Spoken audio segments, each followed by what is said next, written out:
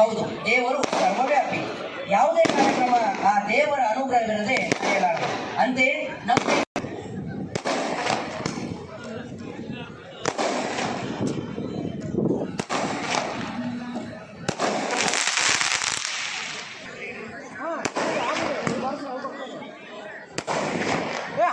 Harmonium ಜೋರು ಮಾಡ್ತಾರೆ.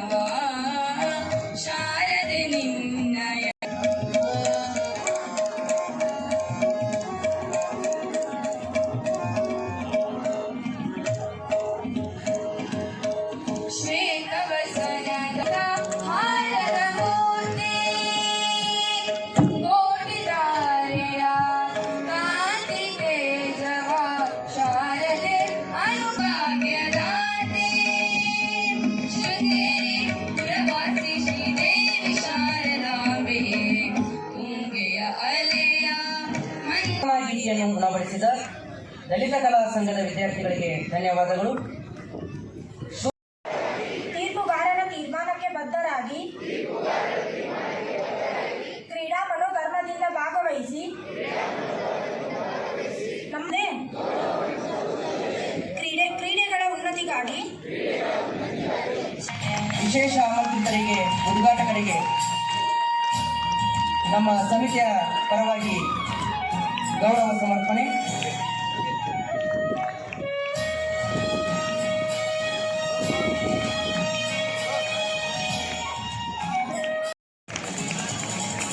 ಕ್ರೀಡಾಪಟುಗಳಿಗೆ ಗೌರವ ಸನ್ಮಾನ ನಡೀತಾ ಇದೆ.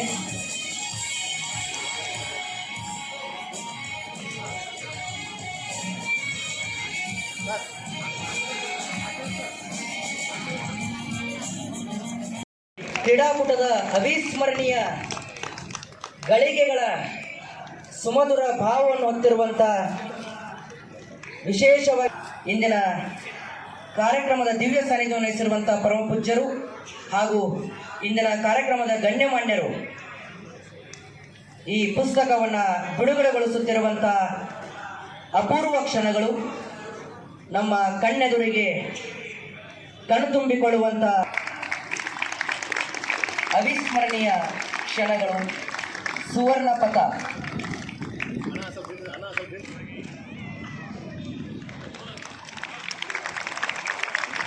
और मतलब मेरे इतने मेडल आए हैं और मैं चाहती हूँ कि आप मुझे और ज़्यादा प्यार और सपोर्ट करें जिससे मैं और भी ज़्यादा अच्छा कर सकूँ.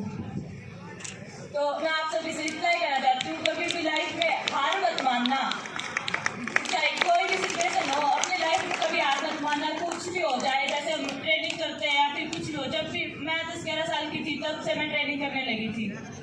उसके बाद में पहले नेशनल चैंपियनशिप हुई, वो खेले, उसके बाद इंटरनेशनल खेले. मतलब बहुत बार ऐसी सिचुएशन आती है जहाँ पे ये होता है कि अब नहीं होगा, लेकिन कभी भी ये मत मानना कि अब कुछ होगा नहीं, क्योंकि हमारी लाइफ में जितनी ज़्यादा हम मेहनत करेंगे ना, जितना भी होगा, जितनी हम ज़्यादा मेहनत करेंगे उतना हमें फल मिलता है. ये नहीं है कि मैंने इतनी ज़्यादा मेहनत की और मुझे कुछ भी नहीं मिला है. चाहे वो किसी भी फील्ड में मिले आपको जाके, चाहे आप जो चीज़ कर रहे हैं उसमें ना मिले, लेकिन उसके बाद में आपको उसका रिजल्ट जरूर मिलेगा. इसलिए कभी भी मेहनत से ये मत सोचना कि मुझे मेहनत नहीं करनी है. और जो आज यहाँ पे पार्टिसिपेट कर रहे हैं बच्चे, उनको मेरी तरफ से बहुत बहुत शुभकामनाएं देती हूँ और ये कहती हूँ कि अपना 100% देना. और जो बच्चे मतलब फर्स्ट आते हैं वो और भी ज़्यादा मेहनत करना, और जिनको जो ये जिनके मेडल नहीं आते हैं वो और भी ज़्यादा मेहनत करना, इससे भी ज़्यादा करना.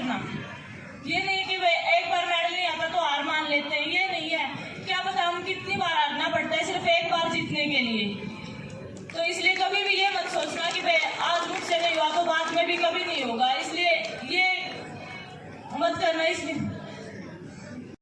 ಗೆಲ್ಲಬೇಕಾಗಿದ್ರೆ ಒಂದು ಬಾರಿ ಗೆಲ್ಲಬೇಕಾಗಿದ್ರೆ ನಾವು ಹಲವಾರು ಬಾರಿ ಸೋಲ್ಬೇಕಾಗತ್ತೆ. For getting success, one success, we have to face the defeat several times. So this is the word of Antim Pangal. That is the first semi-final of the men.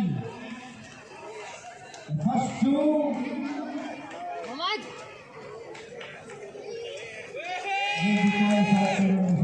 First two. And the best two losers. Now you will witness the second heat, semi-final heat.